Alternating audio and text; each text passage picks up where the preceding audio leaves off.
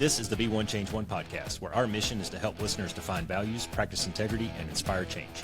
Our vision is to mentor men and empower them to achieve more by taking responsibility for shaping their own lives. He's CAS, an evolving man who has been shaped by adversity and continues to grow through his imperfections. And he's Roscoe, an imperfect work in progress that tries to suck less every day. Between us, we have over 40 years of Air Force fighter pilot experience with countless hours as trainers, instructors, and mentors. Join us and learn to take responsibility for your own life as we dive into subjects from leadership to resilience to vulnerability. Be the one who changes their course. Be decisive, driven, and purposeful. Set the example for others. Lead. We wish we'd had this show when we were younger men. Be the one. So here's something that the listeners, I think, could probably get behind is we're something like 90 shows into this. Yeah, something like that. And I don't know, we've probably done somewhere between 5 and 10 that we've had to redo or something like that. So call it 100 shows. All right. Round up, call it 100 shows. And I completely fucked it up this morning. Come in here all excited. We're going to have a good show and tell stories and just talk shit. We actually, for once, had no agenda. Yeah, we did. Cass felt really out of place with no notes in front of him. I had nothing. And it made him very nervous, and I could tell that he was shaking a little bit. But we talked shit for an hour into the microphones here, told some really good stories, dug deep on a couple of things, and the whole thing was completely unusable because Roscoe's a moron and didn't choose the very expensive tape deck that we have over here as our recording platform. So that episode will be unseen and unheard, but it was a good chance for us. We had a good time to catch up. So the point is, for all the ones out there listening, all 5 of you, shit happens. Yeah. You make mistakes and shit gets fucked up. Just got to roll with it. And you just, whatever. And no sense in crying over it. It's done, and we're going to move it on. But I have checked and double checked and rechecked that, and I'll check one more time.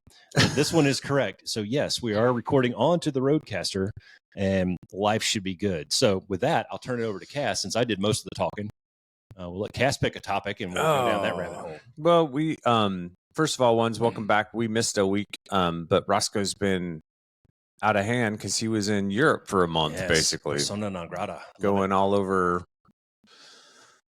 Man, you were everywhere. You were all over England and Amsterdam and Ireland, and it was good. And you know what? Here's something that I would challenge people to do is constantly work on streamlining your processes and your personal self-care needs and things like that. And the example that I use is Katie. I think that for guys it's a little bit easier because as far as like product wise, we don't require a lot. Yeah. I got a little travel size thing of deodorant and a travel size toothbrush, and I can go anywhere on the planet, bro.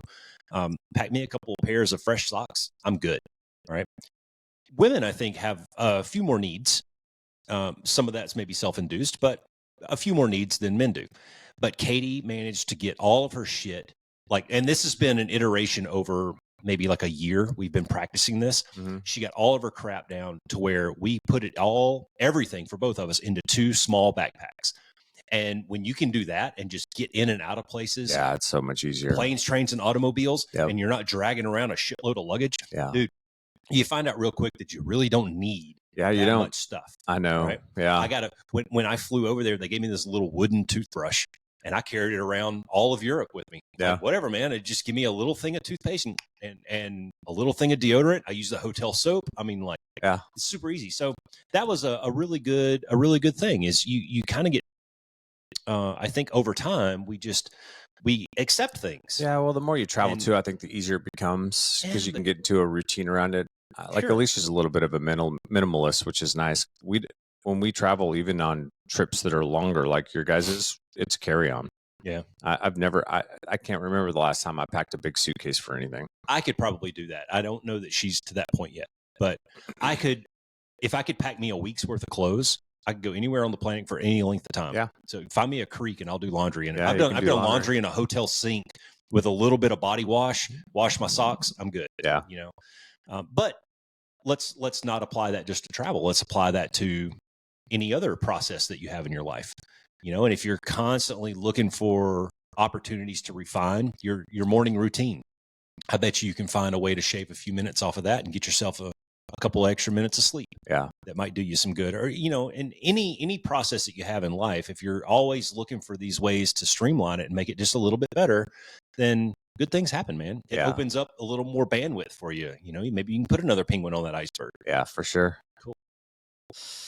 All right, brother. Well, one of the things that I had for us to talk about today was just what got me thinking about this was I watched a comedy special, and I think the guy's name is Ricky Chang, and he's really funny. But he was talking about the algorithms on, YouTube, Facebook, Instagram, you name it, right? Yep. And how they're kind of self-deprecating to a certain extent, because like once you get in on one thing, it kind of puts you in a loop. It starts to show you a lot of the same stuff. Yep. And depending on what you're watching or who you're watching, like if you're watching some certified astrophysicist to learn about quantum mechanics or something like that, then the follow-on videos that you may get are probably pretty good. They're probably people that actually know what they're talking about, potentially. They are, but that's all you see, though. But that's all you see, right? So he has this funny bit where he talks about, and I think this is true. He goes, there comes a point in every man's life where eventually you're going to wake up one morning and you're going to look in the mirror and you're going to go, I fucking hate that guy. Okay. You are, right? Like, or that recognition that, dude, I got to make some changes. Yes. That's blunt, but it's true. Yeah. Like, you're right. I need to make some changes. Yeah. And I think typically for guys, change starts with exercise. Like, right? I'm a little bit of a fat body. I've gotten soft pudgy because that's kind of the first thing we see, right? Yeah. And so, I'm going to start to work out. So the story he tells, and it's hilarious. He calls it the kettlebell swing guy, right? So you get on YouTube and you're like, I need exercise or something like that, right? And the kettlebell swing guy comes up and he's out there swinging kettlebells. And you're like, oh, I could do that. I'm going to buy a kettlebell. You get a kettlebell and you're out there and you're doing your kettlebell swing stuff, right? And now you're watching the kettlebell swing guy every day, and a week into your exercises, you start to feel kind of good about yourself and you're watching kettlebell swing guy. And he's like, hey, like halfway through the exercise, he's like, he turns and he goes, guys, our mental health is just as important as our physical health, and he goes on this long diatribe or whatever, and so you're like, oh yeah, mental health, that's important. Long story short, like the whole thing that he's getting at is, and I think this is true for men and young men in particular, is it's very easy if you don't have a mentor in your life, if you don't have a lot of structure in your life, if you don't have a lot of drive, a goal, a vision, something that you're striving towards, then I think we tend to look for something. We tend to look for community in some respect. We tend to look for a tribe. I think a lot of guys, I know my oldest son, David, felt lost for several years because he couldn't kind of figure out where he fit in. Like nothing just clicked, whether it was the job, whether it was the people at the job or just the people around. Like he just couldn't find something that was clicking, right? And I think what's made some of the manosphere guys so popular is that young men who maybe don't have a really strong male figure in their life that they can talk to or that they can get direction from, they gravitate towards these things because they get a sense of maybe ownership or a sense of direction or, tips and tricks and techniques, kind of like what we're trying to do, right? But we hope on a positive side, not on a misogynistic and negative side. Yeah. But it all comes down to the algorithms, right? So if you find a dirt bag, but you don't know they're a dirt bag, then guess what? You get subsequent videos of a bunch of fucking dirt bags, right? And if you don't have the background or have somebody in your corner that's taught you how to think about things in a proper manner or to think about your own personal values, integrity, what all these different things mean, it's really easy to get sucked into some of those things, right? And you see it all the time around the conspiracy theory stuff to a certain extent too. And I think one of the funniest things this guy talks about is he goes, even fucking Mark Zuckerberg fell for his own algorithm, right? Because he's the biggest fucking nerd in the world, and now he wants to MMA fight Elon Musk. So even he fell for it, and he made it. So So anyway, so I did some research, and there's a guy that I listen to on podcasts. His name's Scott Galloway. He's an NYU professor and tech commentator, and he's talked a lot about what he feels is kind of a crisis among young men in modern society. And, with a lot of the things that have gone on culturally over the last several years, I think young men in particular have been affected by some of this stuff. There's a lot of focus on other groups of people right now, which is probably warranted and valid to a certain extent. But anytime we start to get laser focused on other things, then some things kind of fall by the wayside. And so I wanted to just talk about some of the statistics that he's pointed out over the last couple of years that I think play into this. And my whole point behind this is something that we've hit on the podcast a lot, which is, one, if you're an older man, find somebody to mentor, please. Like, be a mentor to somebody. I think one of the best gifts that you can do and best ways to give back is to provide an opportunity to mentor a young guy. So the Busters, the Francises, the guys, the Ryans, the guys out there that have been on the podcast that have done some of this work, like, mentor. If there's an opportunity for you to do it, mentor somebody. Yeah. Can I just interject there for a second? Yeah. I would say, don't be creepy about it, Francis. Well, he's a creepy dude, so it's going to be creepy just by default. But I would say, don't fall into that trap of thinking that your mentor has to be in some way elder to you either. It's more of an experience thing, not a age thing. So while it is cool, and I'll give you this, it is very cool to sit down with. For me, I find it very interesting to sit down with older men and hear stories from their childhoods and their upbringings, and the ways that they figured out some of these life rules, and maybe some of their regrets here or there. That is fun. But if you're looking for a mentor in the space that whatever space it is you're searching for mentorship, it doesn't necessarily have to be somebody that's older than you. No. Right. I mean, I could find mentorship in a 25-year-old kid if he's got more experience in this. And the example that I'll use is learning how to write some of these stories that I've written. I've reached out to a lot of people, and very few of them have been older than me. Yeah. Very few of them have been older than me. Most of them are younger than me, and they just have more experience in that space than I do. Yeah. I would just, for younger men in particular, though, if there's different things that you're struggling with or culturally that you have questions about or something like that, find somebody you can trust and have those conversations with a trusted source. Yeah, I think that's a bigger key there. Don't go to the internet, and try to find that stuff necessarily there, because the next thing you know, you're going to be storming the Capitol on January 6th because, you fell into a line of bullshit. You have to have filters. And, unfortunately for a young guy, you haven't probably developed that sense of seeing bullshit. Yeah. So you fall for maybe some of the things. You don't know as you get older, to glean the truth from wisdom from as you get a little bullshit. older. If you're sitting here where we are right now, our bullshit filter has gotten a lot better. It's not perfect, but it's a lot better. And I still fall for things here or there. But I wrote down just the first note that I wrote down was, you can always reset your algorithm too. And my favorite trick is I just search for puppies for about an hour.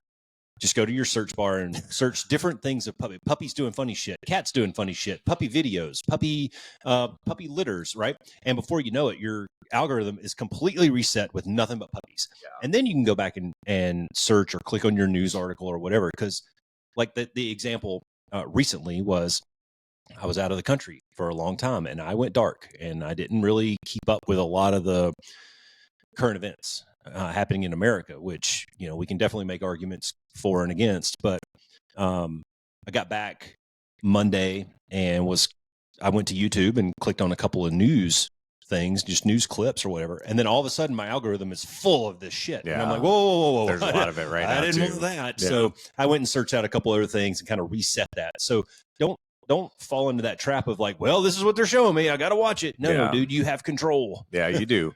So, and that's a perfect segue, because the first kind of segment that I was going to talk about of some things that are affecting young men today and the challenges they're facing is social media and technology impacts. So here's some statistics.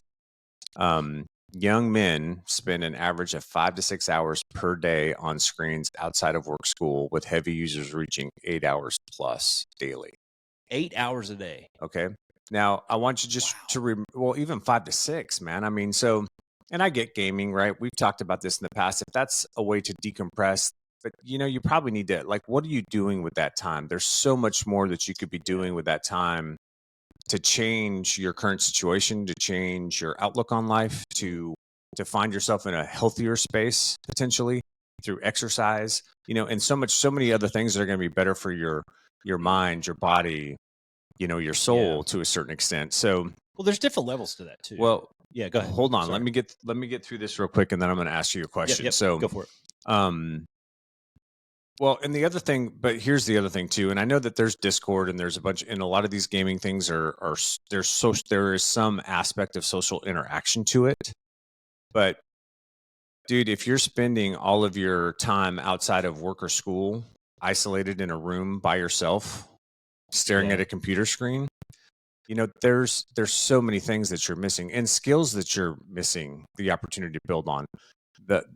The opportunity to build relationships with people outside of maybe your social circle that could lead to opportunity down the road for you. I mean, these are all other aspects that we've talked about on the podcast too, but just realize that when all of your available time is going to that thing, it's a time suck, and it's preventing you from maybe potentially moving out of whatever the rut is that you're in. Studies show that men under 30 are 50% more likely than women to report feeling lonely most or all of the time. 50% for men under 30. Now, if we go back to you're spending all your available time locked in your bedroom in your mom's basement, gaming, and you're not out socializing, you're like, dudes, you got to go out. Go ask a girl on a date. Like, put yourself out there. Like, part of that whole process is learning how to deal with rejection, or maybe getting some clues as to if you take a fucking shower every once in a while and shave and actually take care of yourself, you might find that you're not that unattractive of a dude. And girls will like you, So, like, there's things that come out of you getting out of the house and doing things. For sure. Because at the end of the day, and the relationships are important. We're hardwired for connection, and you don't get that. You're not going to get the connection that you need that's going to sustain you over time through Discord with a bunch of dudes that you've met online that are part of your Leroy Jenkins, World of Warcraft club or whatever. And then research indicates that this is shocking to me, but 28% of men under 30 report not having a single close friend, up from just 3% in 1990. So 25% increase in men under 30 from 1990, reporting that they don't have a single close friend.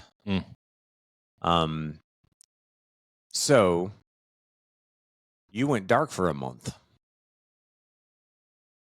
Almost no Instagram, almost no social media, no news, like completely unplugged from social media and technology in your life to a certain extent. How did that feel? Oh, it was good. It was liberating. It was awesome. In fact, I came back.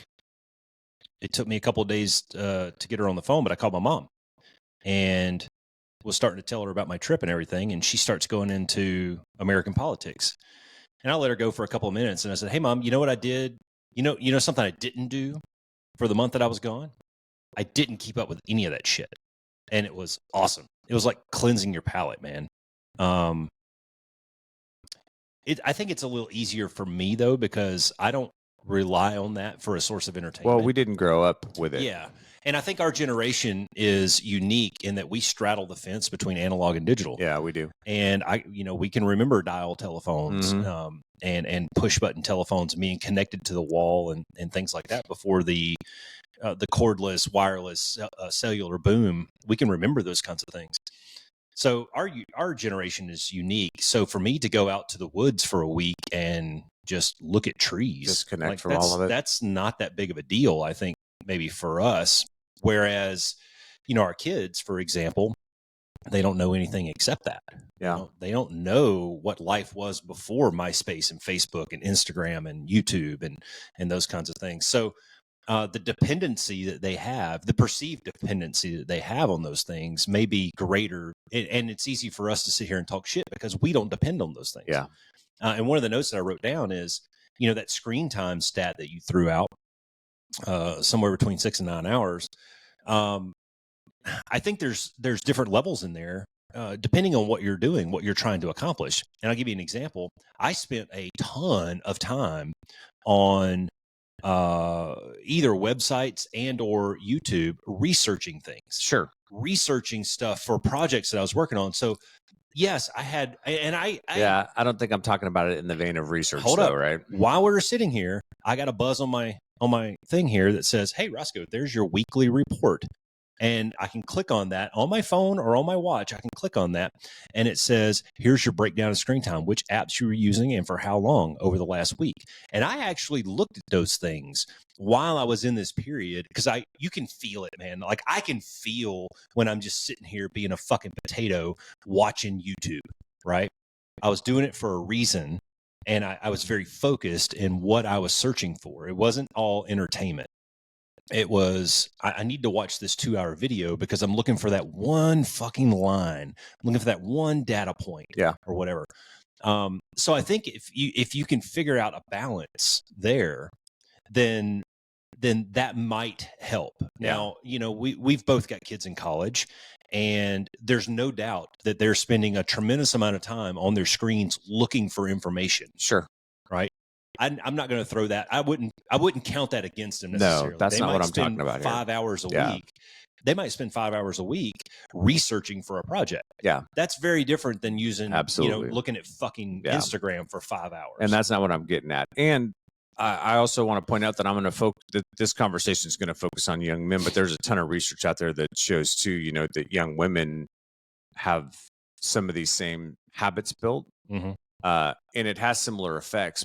Mostly leads to depression and some other things because they're on Instagram and then they get into that compare their image. Yep. And that's what I was going to bring everybody on their best day and I don't have one. Yeah. And that stuff goes on for guys too. So anyways, there's a social media and technology impact. So my point is if you're a guy that's doing this, like it's time to find a little balance, right? It's time to break out of some of those habits. Like, this is going to sound awful and I'll try to express the intention by it. But like, if you're a 20-year-old that's sitting, gaming for 6 to 9 hours a day, dude, go to a bar, get drunk and make some really bad decisions. Right. Like get out, go out and do some things. Yeah. Like meet some people, put yourself out there, start to learn how to socialize again. And how to handle yourself in social environments. If you used to have a sport that you really enjoyed, find a rec team, go play basketball, go play volleyball, go find a slow pitch softball team, and then go to the bar afterwards and tell the girls it was fast pitch and how awesome you are and fail. Yeah. And learn how to navigate those things in life because you need to. It's important, right? It's important.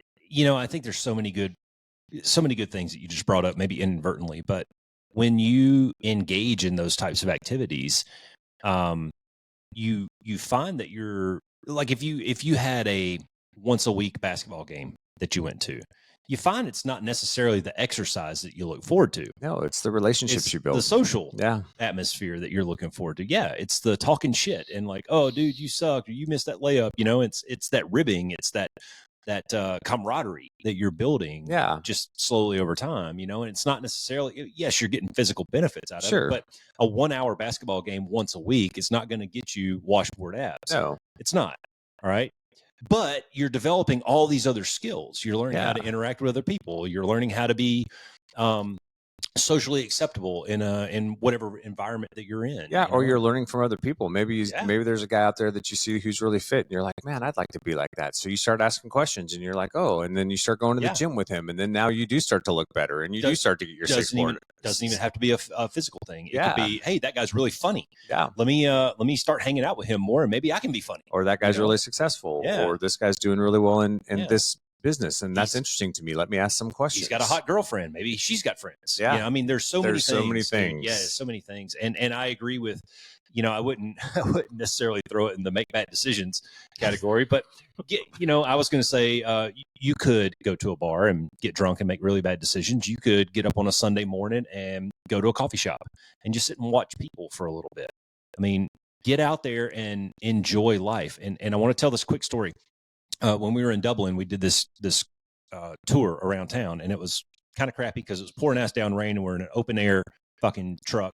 But our guy was really funny, and we cruise around this corner, and he points out the statue, and it's a statue of a girl. She's like playing tetherball or something. I forget exactly what it was. It was a little bronze statue just in this random fucking neighborhood, right? And he says, yeah, that was a monument that we built to remind people of this really cool place that kids used to go and play. Does anybody remember what it is? It's been a few years, but the kids used to go to this place to play all the time. And everybody's like, playground? Goes, it's called Outside, right? They built a fucking monument for it to remind people, go outside, man, get some fresh air, get some sunshine. You know, I can't tell you.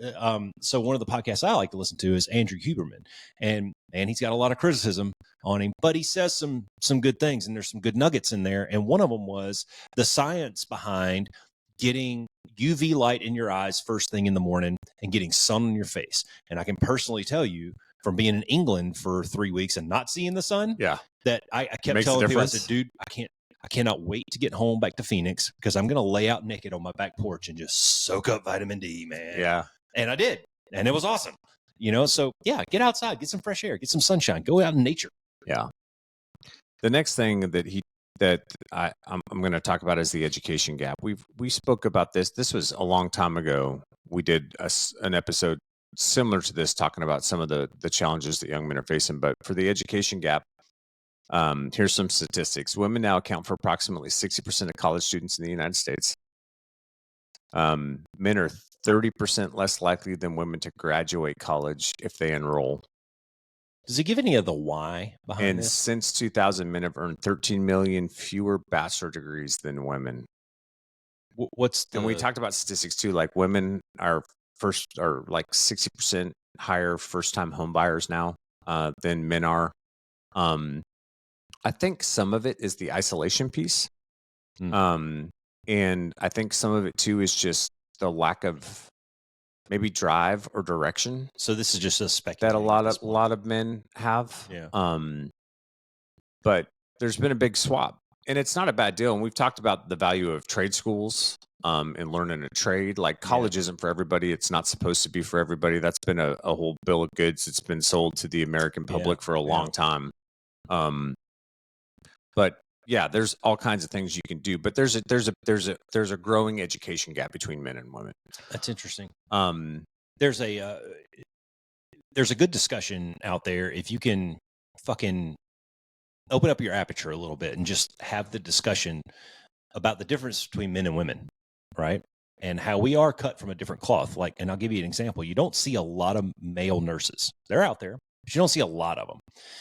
It's because women, I think, and this goes back to, I mean, you can read about this in the Bible. You can read about it in the Quran. I mean, is it Quran or Quran? I think it's Quran. Quran, whatever. Old books. You can read about the traditional roles that men and women fill, even back to the Neanderthals. You know, you had hunter-gatherers and you had the nurturers and those kinds of people. And I think that's just foundational to the way that men and women are wired in a lot of ways. You don't see a lot of female plumbers for a lot of the same reasons, you know, and when you take your car in to get the brakes worked on at the Jiffy Lube, it's likely not going to be a female that comes out to greet you.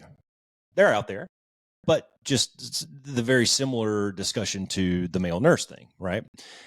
So I wonder if that might have something to do with it. Like, and I would probably compound that. And again, this is just me fucking spitballing and speculating, but I would compound that and I would add in a factor of commitment.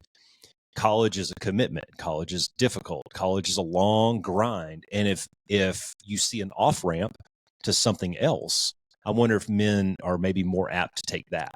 Could be. Because of a male in year 2 of college who's struggling versus a female in year 2 of college that's struggling. She may not gravitate towards going to a trade school, whereas he might. Yeah, that's true. So I wonder if that's, you know, maybe that's additive in there. Yeah, maybe it could be. I mean, I think traditional roles are bullshit for the most part. That's just me personally. I think most of that's societal constructs that have been it's created fabricated? that have kept people in lanes for a very long time. I think to a degree you might be right. And but I think a lot of that's starting to shift now, just because, I mean, I get it, right? When we were hunter gatherers, right? You know, obviously men have more muscle, things like that. Yeah. Like those types of things make sense, but we don't live in a society like that anymore. And I think there's just more opportunity that's opened up.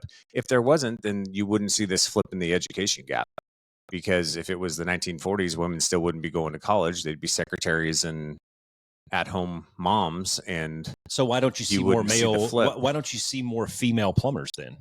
Well, maybe because that's not appealing to a lot of women as a profession. That's not to say that they couldn't be. I'm not I agree with you. I'm saying that there's, what is it about that makes it not appealing to them? no, but I'm saying there probably are certain roles that are more.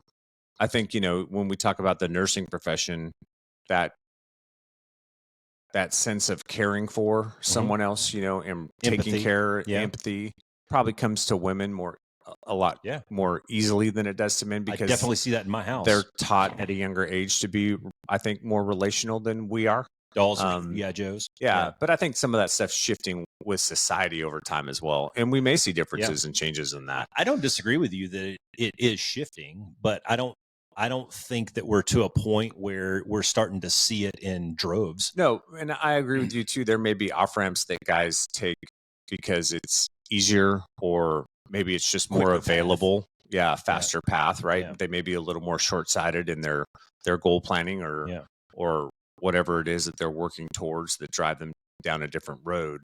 Did you have? Let me ask you this: did you have guys in your UPT class that took an off ramp to heavies to get out of flight school earlier? No, because I was at INJEP and it was fighter track. That's so right. I didn't. So I saw that. I saw that at Pensacola. But I've heard that there's an off ramp to go to B-52s or B-1s, and this was almost 20 years ago, so it may not be the case now. But there, at the time, there was, and there was this off ramp 2 months earlier.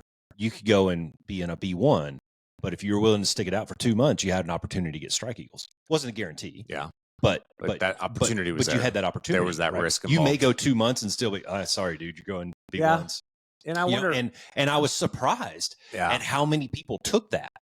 Like, I was just so tired of flight school. And I'm like, 2 months for the rest of your life. I know, bro. Right? Yeah. So that might be a thing. It could be risk aversion too, right? Like, just that could play a role in it as well. The bottom line is, you and I both know that regardless of what you choose to do in life, at some point you have to educate yourself around that. Yeah. And you have to commit to it. And education and commitment to that is important at some point, right? Yeah. And I think what this is really showing is that there, for whatever reason, there's a lack of that in young men right now. Yeah. No, I mean, and that's the whole reason. That's part of the whole reason you and I started this podcast, was looking at our younger son's group of friends and the lack of direction and effort. What was the age group that you threw out there? What was the demographic? Under 30? Is that what you said? Well, under 30 was the social media. This is just in general. Women account now for 60% of college students.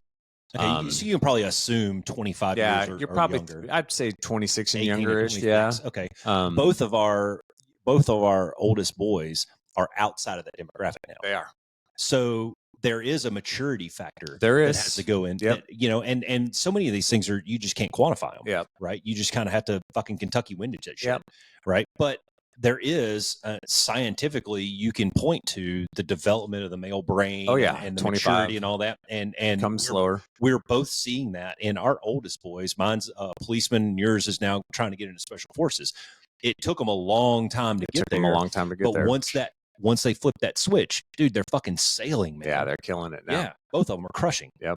So my point in all that is just, guys, you got to educate yourself. You got to pick a direction.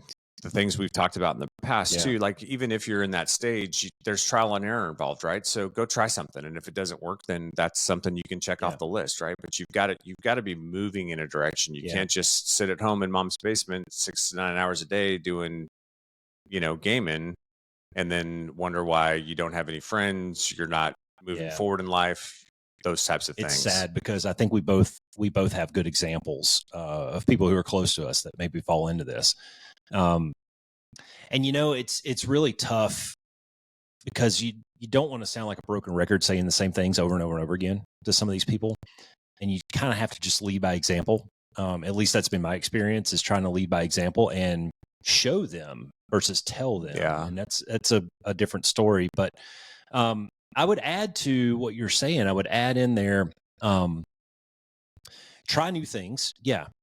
But if you find something that you think you're interested in and you find your pathway into it, then you give it the effort that it deserves. Yeah, you got to commit. Like really work hard at it. And I got two examples of people, and they're opposite. One person is starting to give the effort that it deserves, and he's starting to see the reflection of that effort in opportunity, right? And good things. And that's all good. And then I got another guy he really enjoys what he's doing, and you can tell it, but he's just not looking for the ladder yet. Yeah. And I really wish that individual would take a risk, branch out, try some new things within that environment, because there's several different avenues that you can seek out, and that creates experience. Sure. And when you have more experience, now you're more marketable, and you stay in the same space, but you're able to kind of bounce around a little bit. No different than when we were in the military. Okay, I'm assigned to this squadron, but I'm going to do this job, or I'm going to do that job, or I'm going to be given this task, or maybe I'm going to move to a job across the wing. I'm still flying jets, but now I'm in OSK or whatever it is. Something new. I mean, you're learning something new. You're managing a new project, and you do that when you're younger, and then it all starts to kind of come together here in about 10 or 15 years when you've got all that experience, and now you're vying for the management position or the supervisor position. And just to add to that, like one thing that I've seen a lot with some of the younger men that I've talked to and mentored is they'll get excited about something. They think this is a direction they want to go. And then 3 months later, everybody sucks. The job is stupid. The people are stupid, and they bounce, and they never give it the time to really turn into something. And then that becomes a pattern, right? That becomes a pattern of, well, now I'm excited about this. I'm going to go to this thing. And then 3 months later, everybody sucks. The job is stupid. These people are stupid. Well, dude, if that's happening to you over and over and over again, it's probably not the people, the job, and the environment. You're probably fucking stupid. You need to knock it the fuck off. Yeah. You need to dedicate yourself. You need to commit yourself. You need to put the effort in, and give it some time, because guess what? You're not going to see at an entry-level position results in 3 months. You're not going to walk into a place and everybody's just going to magically fall in love with you and think that you're the best thing since sliced bread, and you're going to rock the place off its socks, right? It's going to take a little bit of effort. It's going to take building relationships. It's going to take some sustained performance over time to start to set yourself apart. It doesn't happen overnight. Yes. And I wonder, let's bring it back full circle to where you were talking about screen time and algorithms and all that. I wonder if there's an underlying current in there of instant gratification. Yeah. And let's face it, our society is an instant gratification society. It is. I can DoorDash and have Outback Steakhouse delivered to my house in 30 minutes. I can get a pizza in 5. I can go on Amazon right now, and whatever I'm looking for can probably be delivered same day, if not early the next day. Yeah. Right. Instant gratification. I need it now. I want it now. I should have it now. So take that into your career, your professional environment. And it just doesn't work that way. And it's the classic story of the kid showing up and, interviewing with the manager and saying, I'm going to have your job in 6 months. Well, no, you're not, dude, because this is life and this is reality. And you have to build that experience. You have to develop those relationships and network and learn. This is why we don't have lieutenants as squadron commanders. That's right. All right. You just don't have the experience yet, man. And you got to branch out. You got to try new things and learn new things. Yep. Unfortunately. It takes time. And it takes time. Yep. All right. The next one was economic challenges. Here's some statistics on that, and then I'll let you go. The labor force participation rate for men ages 25 to 34 has declined from 96% in 1960 to around 89% today. All right. Say that again. So the labor force participation rate for men from 25 to 34 has decreased from 96% to around 89%. So guys are living in mom's basement. Yep. Okay. You know, and probably in a larger number, because that 96% was 1960, smaller base population. True. Yeah. To today. Median wages for men without college degrees have declined by approximately 15% in real terms since 1979. So even though, you know, pay scales have gone up when you adjust everything for inflation, cost of living, all that stuff, it's actually a median decrease. And then young men are nearly twice as likely as young women to live with their parents, 30% versus 20% for ages 25 to 34. Yeah. 37%, dude. My question is that a kid problem or is that a parent problem? Well, it's probably a little bit of both, but regardless, it's a third. And and this is part of the problem too, right? Is, dude, it's expensive out there.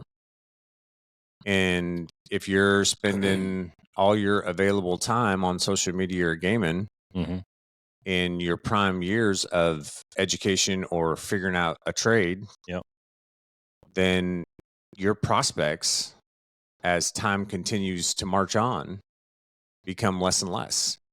You have no value added. You have no skill to provide, you know, and I don't think that there's too many folks that are, you know, the top 1% gamers in the world that make a bunch of money on their YouTube channels and blah, blah, blah, blah, blah. So like I think that's a big, that's part of the issue. And because if you don't have skills, if you don't have education, you can't get a job that can sustain you, and things are expensive, then it's tough to get. Yeah. It's tough to get out of mom and dad's house until they shove you out. You know, you made the comment of go to a bar, get drunk, and make bad decisions. Yeah. Okay. Well, you will find out real fast how hard life really is if one of your bad decisions is going out and knocking up the bartender. Yeah, sure. All right. Life, when you're by yourself, life is pretty easy. You know, you can sustain on ramen noodles and cracked eggs, although eggs are kind of expensive now. But you can live pretty cheap when it's just you, right? But you start adding a family to it and other people are relying on you, man, you got some tough decisions to make. Yeah. And I've told, gosh, I can't tell. I don't know how many people I've told this over the years, but guys will come in and be like, yeah, Roscoe, or, you know, pregnant, we're having a baby. I was like, well, congratulations. You're no longer number one. You are now number two, or maybe even further down the list, because mama is always going to take care of that kid before she's going to take care of you. Yeah. Right. And that's a hard truth for young men to learn. Sometimes it was hard for me to learn at an early age. And Katie and I have a fun little argument around this. And she goes, no, you're always first. And yeah, you say that now because the kids are gone and I'm all that's left. Yeah. But anyways, we have a good little banter around it. But that's a maternal instinct, you know, is protect the kids. And you know, and I think that was a fucking side tangent. But the point is yeah, life is hard, dude. And I got into this discussion with a guy at work the other day. He's got young kids who are growing up and they're getting ready to step out into this environment. And it's tough, man. It is. You know, it's tough when your dollar doesn't go as far. It's tough when you have to put in more effort to get the same things as maybe we did when we were younger. But that doesn't mean it's impossible. Yeah. Right. And I think you'll find that if you put in the work in your early 20s, late 20s, you know, in that decade in there that you call your prime earning years, your prime learning years, if you put in that effort, then you get to be where we're at, and you look back on it and go, damn, dude, I did it. Yeah. Like, it worked. Well, it paid off. So hard work pays off, man. It does. Part of this conversation is just to show guys that, like, we recognize it's tough out there. It is. It's hard. But this is also an opportunity for you to find out what you're actually made of. It doesn't mean it's impossible. It doesn't mean it's fun. It doesn't mean it doesn't suck. It doesn't mean it's going to be, you know, all great all the time. Mm-hmm. It's fucking hard work sometimes, man. And sometimes you just have to grind, and it sucks and it's not fun. Yes. And let me push back on that just a little bit. But that's where you're going to learn what you're really capable of. But that's what you were just talking about. That's the importance of finding something that you really love to do. Yeah. Because when you really love to do it, the hard work doesn't really seem that hard. Yeah. You're kind of just doing what everybody else is doing. And you know, easiest analogy is what we did for a living for years. I agree. It's a lot of fucking work, but we were passionate about it and That's we true. loved it. Yep. And you didn't mind putting in that effort. And if you're fortunate enough to be able to find what that is for you, that's great. Not everybody does. And so find something that's going to give you the money that allows you to do to do what you want to do. That gives you the freedom to live this lifestyle that you want to live, to be comfortable. You go to college and you get a degree in accounting, right? Because you're good at math. Yeah. And somebody told you it was, you can make a decent living at it. And then 10 years into it, now you're 34 years old and you realize, man, I fucking hate this. Pivot. Yeah, you can pivot. You got a baseline that you can always fall back on. Dude, you can do this. There was a guy I was flying with, this was several months ago, who was that. He was an accountant, good at math, didn't really know what he wanted to do, went to school, became an accountant, worked his way up, started his own accounting business, was doing really well, was in his mid to late 30s, looked in the mirror, 60 pounds overweight, hated his job, and he's like, I've got to make a fucking change. Yeah. So he was always interested in flying. So he's like, well, I have some resources now because I put that work in. Yeah. And so he went and got his private pilot's license. And then he's like, well, shit, I'll get my instrument. So he got his instrument's license. And the next thing you know, he's got his ratings. Might as well keep going. And so he completely pivoted and went to fly for a major airline, Yeah. And it took him time, right? Sometimes, Alicia's a great example of this. She didn't really understand what she wanted to do professionally until she got into her late 30s. Now, she always was able to make decent money before that with skills that she had developed and trades that she had for herself up until that point. But it wasn't really until she got into her late 30s or, mid 30s that she really realized what she wanted to do. But she went to task on it, man. She went back to school, got a second master's degree, got a job at the VA where she could get supervised hours doing mental health stuff, because in the state of Arizona, to get licensed as a licensed clinical social worker, you have to have 3,500 supervised hours. Wow. Before you can even take the exam. Damn. And she busted her ass, man, because most people, it takes several years to do that. She got it done in like 3 because when she was at the VA, put herself out to a bunch of additional things just so she could get those supervised hours faster. That's called hard work. It's called hard work effort. And effort and commitment, right? Yeah. So, anyways. Now, I think we all know those success stories out there. And for every success story, there's probably a failure story of somebody. But it usually, I would say, with a few exceptions, I'm sure, it usually comes down to something you did. Like the example that you were giving about the guy that goes from job to job to job and all the people suck and the work sucks and the environment sucks. Well, maybe it's you and your outlook and your... maybe it's your fucking attitude. Maybe it's your attitude and your mental faculties. Or your expectation. Your expectations going into things and proper expectation management of what this is really going to look like and what this is really going to be like. Yeah. And I'm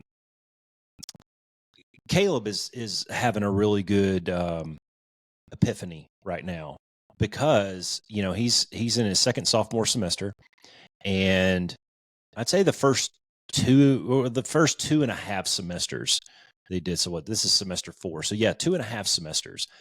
He kind of, he was trying to juggle too many things. And I told him to feel his way through the process a little bit. Well, the other boys, Nikki and his little crew of friends, when they were in high school, they used to joke around and they said, you got football, school, and girls. You can pick 2. You can't do all 3. Right. And a couple of them tried and they failed. And I told Caleb that the same thing when he went to college. I said, well, you're going to have ROTC, school, and girls, or I'll just even say social life, and you can pick 2. Right.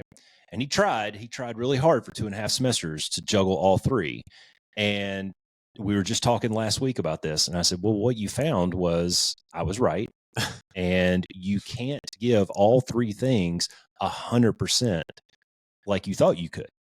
And once you load shed one of those things, he ended up breaking up with his girlfriend, and I think it was for the better for both of them.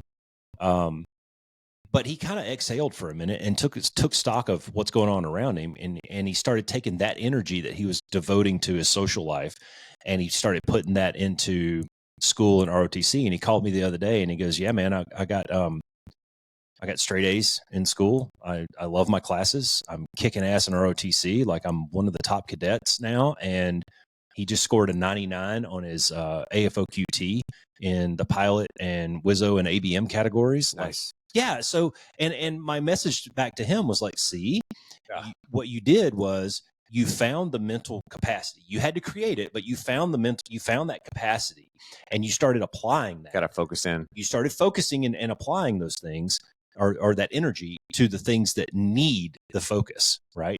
And I'm not saying, and this is going to be the pushback from everybody else. Everybody's going to say, well, you just effectively told your kid not to have a social life. No, that's not what I'm saying at all. Yeah. I'm saying that you have to learn the balance, and you have to learn to give the effort to the things that need the effort. Yes. When they need the effort. That's right. Right. And right now, the effort needed to be in school and ROTC. Yep.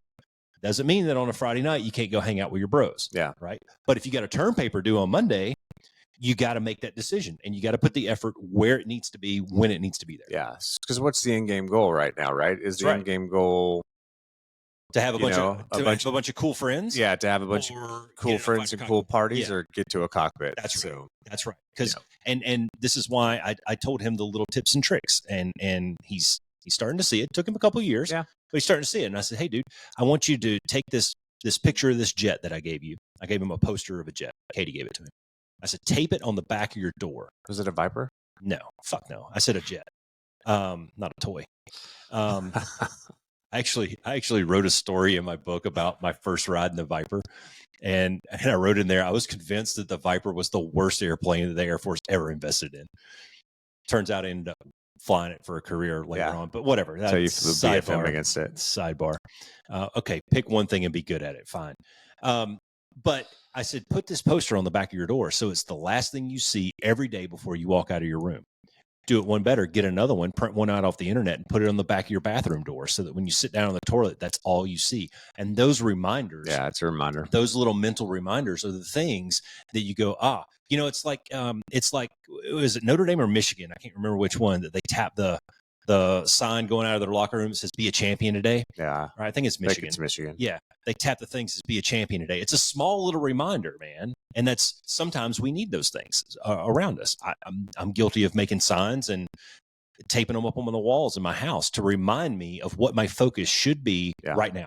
Yep. And once I'm done with that project, papers go in the trash and we start over. Yep, that's good. All right, man. Moving on. Mental health crisis. Another thing facing young men these days. So men account for 80% of suicide deaths in the United States, with suicide rates among young men having increased by nearly 50% since 2000. Wow. That's surprising. So 80% of suicide deaths, with suicide rates among young men increased by nearly 50% since 2000. Can we just throw a blanket out there and say that is not the answer? No. There's always a better, always a different path. And I wonder if that isolational aspect of social media and technology and the impact that has isn't what leads to some of this. Yeah, you're probably not wrong. Young men are 3 to 4 times less likely than young women to seek professional help for mental health issues. I think that is a social stigma that's still attached to it's weak to focus on your mental health, or it's weak to ask for help, or it's weak to get help when you need it. Some of it may be just a lack of awareness. Maybe if you're in a low income household, that might not be an option for you. It might not be something that you even realize is available to you. But there's resources out there, man. Well, let's back it up a little bit. And what you were saying earlier about find yourself a mentor, find a tribe, find a group to be a part of. And maybe you don't have the answers, but somebody in that group does. Yeah. And then approximately 18% of young men report symptoms of depression, but fewer than 25% of them receive treatment for that. So, yeah, there's a lot of stuff that's going on, whether it's, the lack of opportunity, the lack of economic outcome, the lack of relationships, friendships, the isolationism, the loneliness, and all of that stuff is kind of turning into this massive sphere of shit that's just weighing guys down. And the point is, especially when it comes to mental health, is dudes, if you need help, go find help. Like there's programs out there, even if you're low income, there's plenty of nonprofit programs out there where you can get help if you need it. There's no reason for you to wallow in depression or any kind of mental health issue that's going to lead you to self-harm. Like there's resources. Yeah. Let's take it a step further and go, if you're the parent or the friend of someone and you notice changes in their behavior and maybe they're spouting a lot of negativity, or maybe they're just starting to be reclusive, or you notice those changes, then talk to them. Yeah. Right. And this is a lesson I think that we learned last year, losing a couple of buddies, is make it weird if you have to, man. Yeah, do. Because the worst thing that's going to come out of that is, they don't want to talk to you anymore. You might save somebody. You might illuminate something. Yeah. Yeah. Well, and the reality is there's nothing wrong with getting help when you need help. And that's true for anything, right? Like we talk about mentorship all the time. If you don't know, but you're interested, ask the questions, because you're never going to know otherwise. That's right. And I mean, and just if I can separate the stigma that may be attached with there's nothing wrong with seeing a therapist. It doesn't mean there's anything wrong with you. Most of us are not taught skills when we're younger that allow us to deal with big issues. Most of us aren't taught skills on how to deal with our own emotional maturity, or how to deal with the shit we grew up with, and the influence that has had on our life, and how that translates into rage, anger, depression, loneliness. The patterns that you develop early on in your life because of your family of origin that can make it very difficult for you to be open in relationships or even seek relationships out.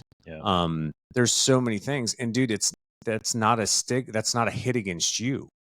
It's like all these things we talk about on the podcast. There's skills you have to learn. There's skills you have to develop. And there's a certain amount of self-inspection and awareness that come with that. But if you don't have those skills, getting there can be very difficult. Yeah. It's also, I think that there's a trap in society right now that it's easier to be a victim than a victor sometimes. Yeah. And there's quite a bit of messaging, I think, out there of along those lines. I would encourage people to damn the torpedoes and stop being a fucking victim. Yeah. And well, this goes back to my humility is a superpower thing. Raise your hand and say, I'm broken. Raise your hand and say, I have a problem. Raise your hand and say, I don't know.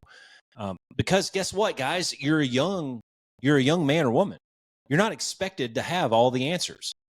Yeah. Nobody is expecting you to know all this shit. We don't You know have all to of ask it. the questions. Nobody knows all Katie of it. fucking laughs at me all the time because we'll be out on a tour, or we're doing this tour down in Bisbee, Arizona, in the Queen Mine, which is one of the biggest copper mines in Arizona, right?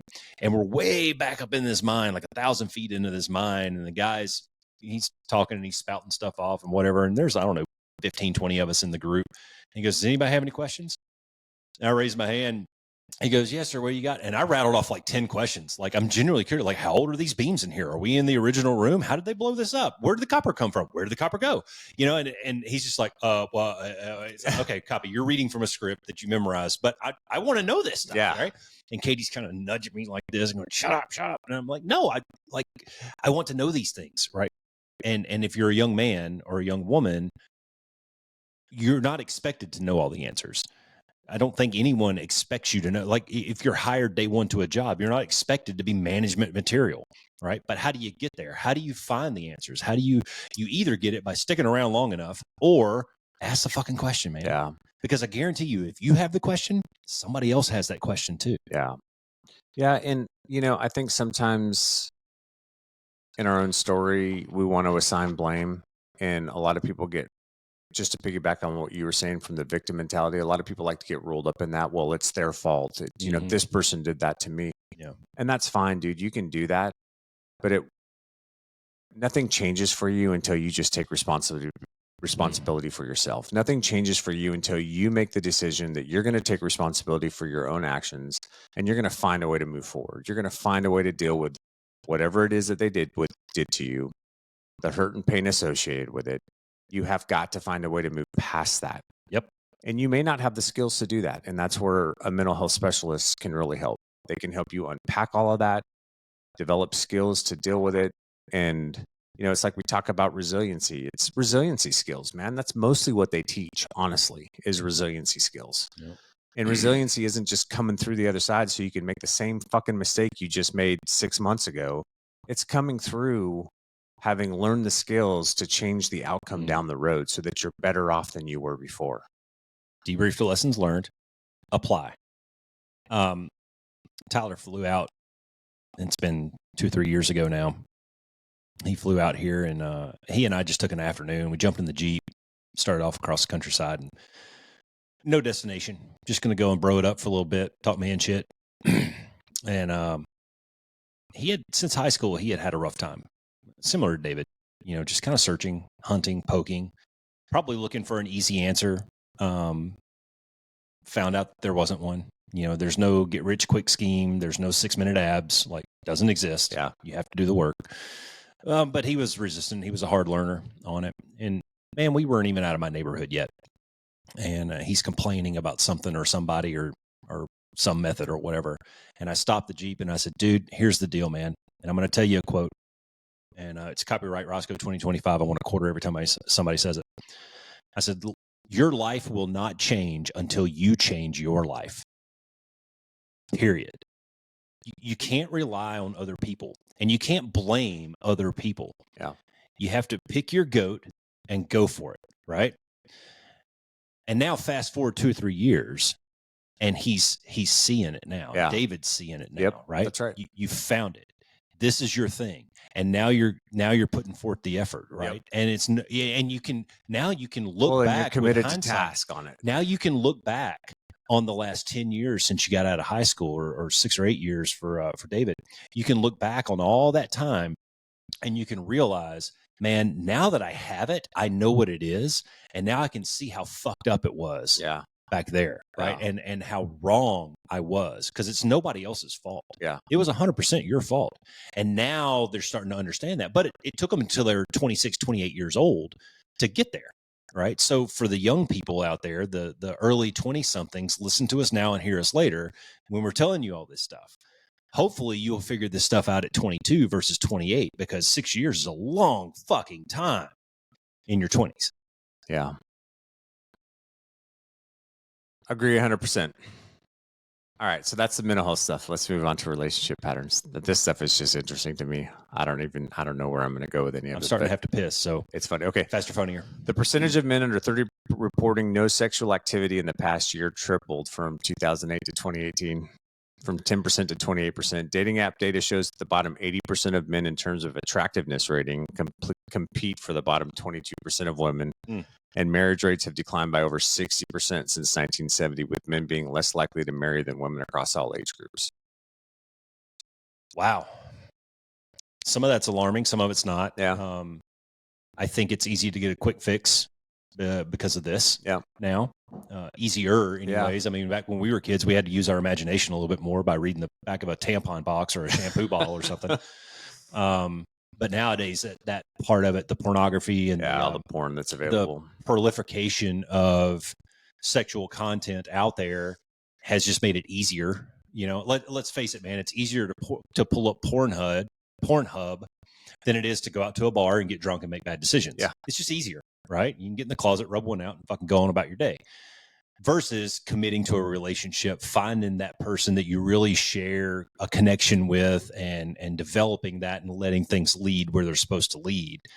It's difficult and it's time consuming. And I wonder if it goes back a little bit to that instant gratification piece of it. Well, I think too.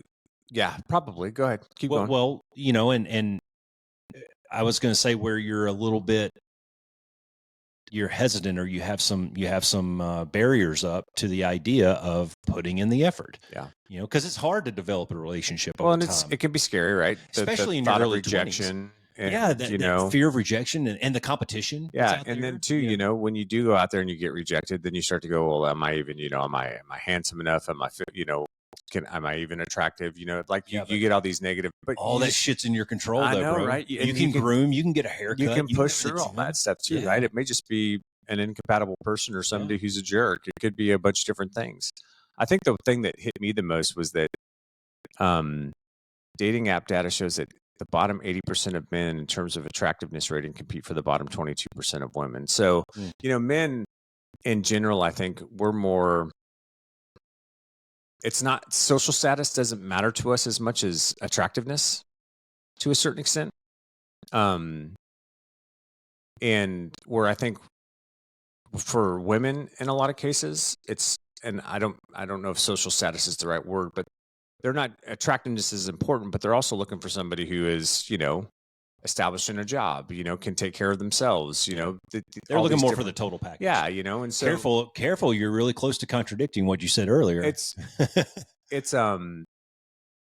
well, but I mean, I think statistically there's some statistics out there that show that men are much more willing to maybe engage in relationships or even marry below their social status, where women are typically more likely to marry or engage in relationships with people that are above their social status.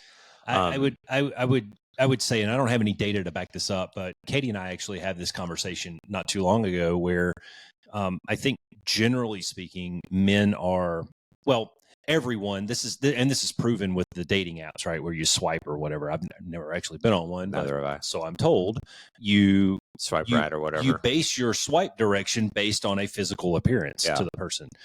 Very few people, I think, are reading into the fine print, making a phone call, hey, let's go on 3 dates before I swipe left or swipe right on you. It's a physical thing. And you go, oh yeah, she's attractive. Let me click on that and learn more. Right. So I think the physical piece of it is probably the opening. Yeah. Right. That's the piece that, that kind of drops the bait in the water, so to speak. And then men, I think, dwell on that a little bit more. Like you walk into the bar and you see the hot blonde at the end of the bar who's dressed scantily.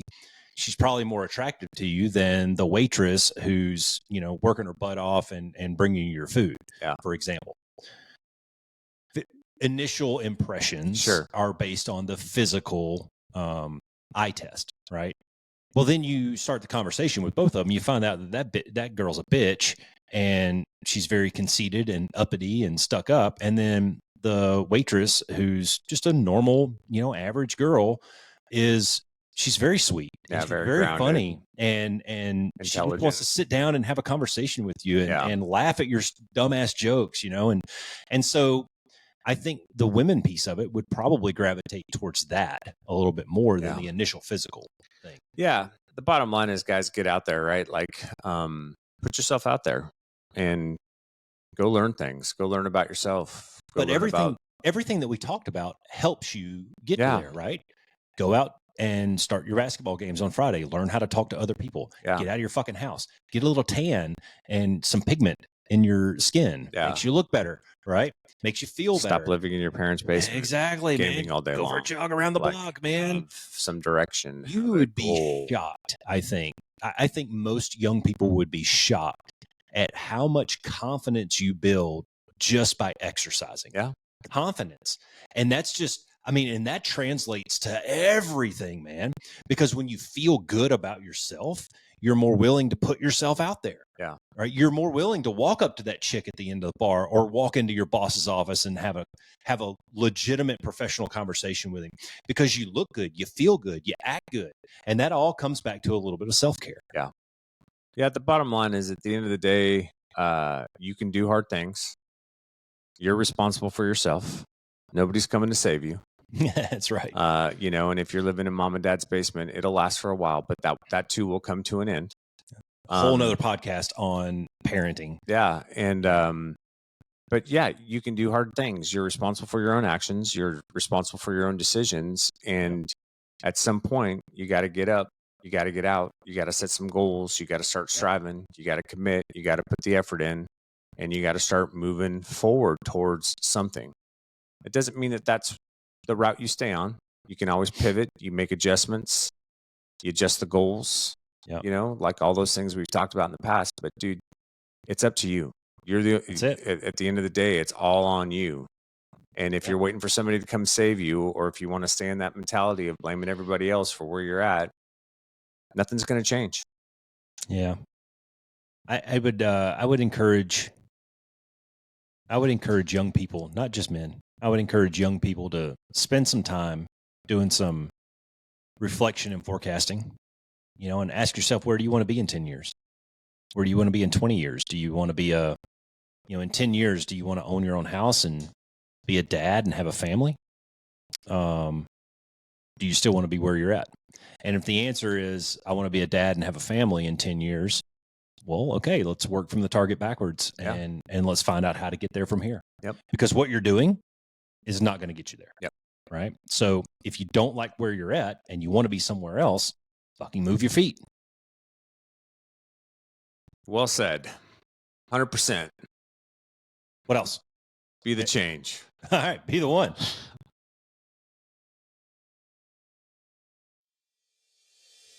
Thanks for flying with the Be One Change One podcast. If you got something out of this show, then be the one and share it in your circles of influence. You can be our wingman through our website at www.be1change1.com. That's be and the number one, change and the number one.com. We invite you to be the one and join our fighter squadron on social media at Be1Change1 on Facebook, YouTube, and Twitter. You can follow us at Paul Roscoe White on Facebook, Instagram, and LinkedIn, as well as Roscoe's website, www.paulroscoewhite.com. You can email us from the website and please leave comments, share, and ask questions, or leave ideas of things you would like to discuss on future podcasts. Most importantly, be the one that helps us win the algorithm by leaving a review on whatever platform you're listening on. Thanks for joining. Until next time, be the one.